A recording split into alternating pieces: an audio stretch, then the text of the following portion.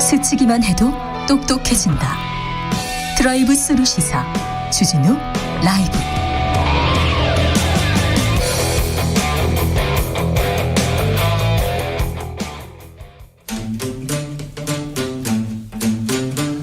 (2030) 청년이 보고 듣고 느끼는 요즘 우리 사회, 그것이 궁금하다. MZ세대에게 묻는다. 요즘 뭐하니?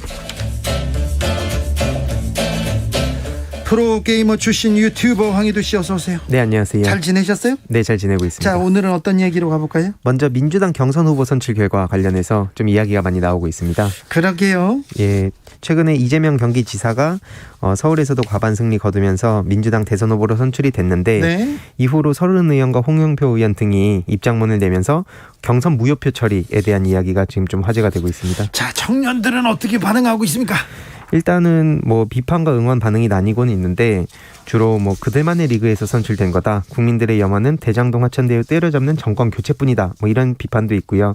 응원의 목소리는 뭐 개천에서 용난다. 한마디로 이재명 지사가 비주류에서 이제 주류의 영역으로 온 점을 굉장히 높이 사면서 축하한다. 그래서 국민을 위한 열리라는 대통령이 돼야 된다. 뭐 이런 반응도 있었습니다.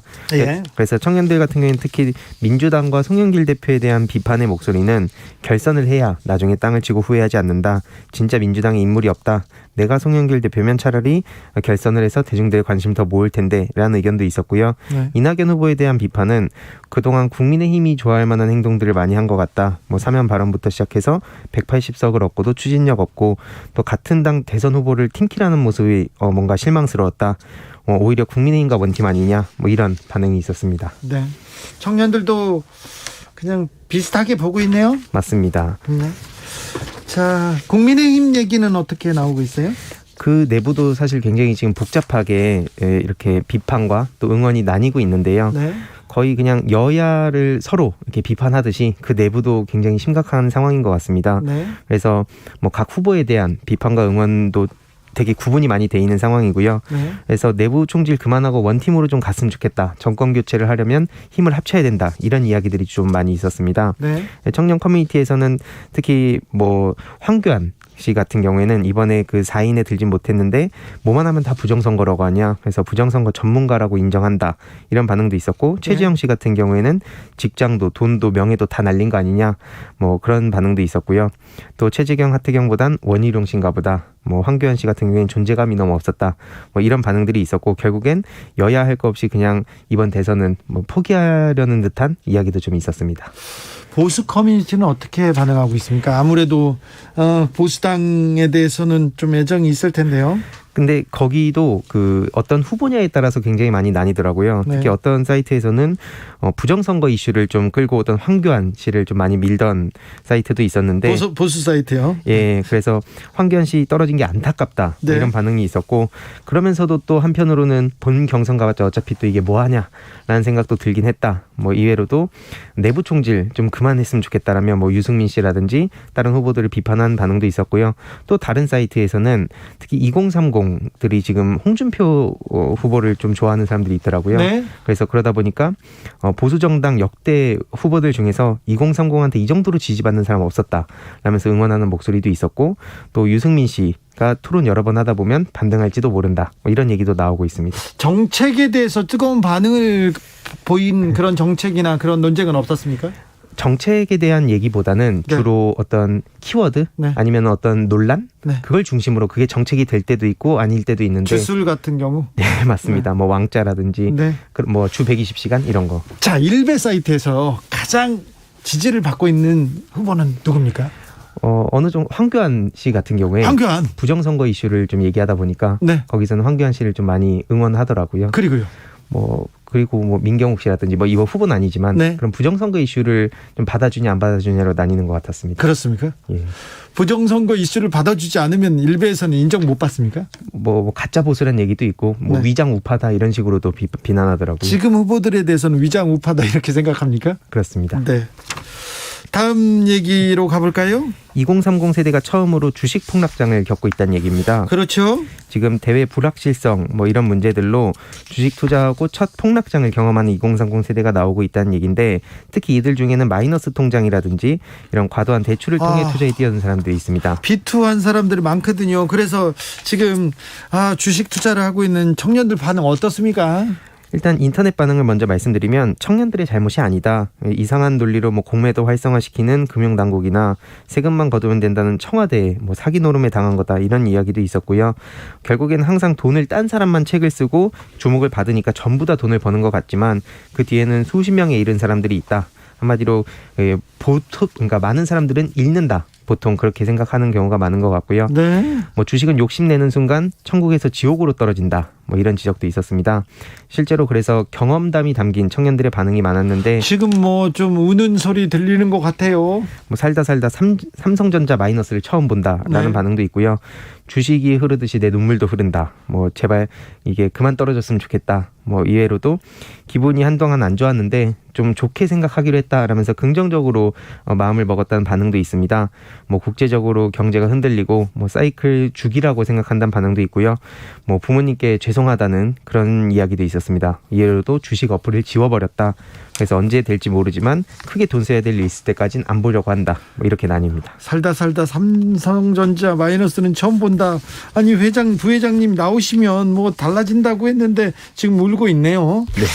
그런데 얼마 전에 MZ 세대들 사이에서도 부의 양극화 심해지고 있다는 그런 보도 나왔습니다. 충격적이었어요? 네, 최근 김혜재 민주당 의원이 통계청 가계금융복지조사 마이크로 데이터를 분석한 결과가 공개가 됐는데요. 네. 20대 30대가 가구주인 가구의 평균 자산이 3억 1,849만 원이었는데 1년 전보다 무려 2,200만 원이 증가했다고 합니다. 네. 근데 지금 이게 결국에는 30대 등 젊은 세대들을 중심으로 해서 부동산을 사들이는 패닉바잉 현상 때문이라는 얘기도 나오고 있고, 결국엔 이로써 자산 불평등이 더 심화되고 있다.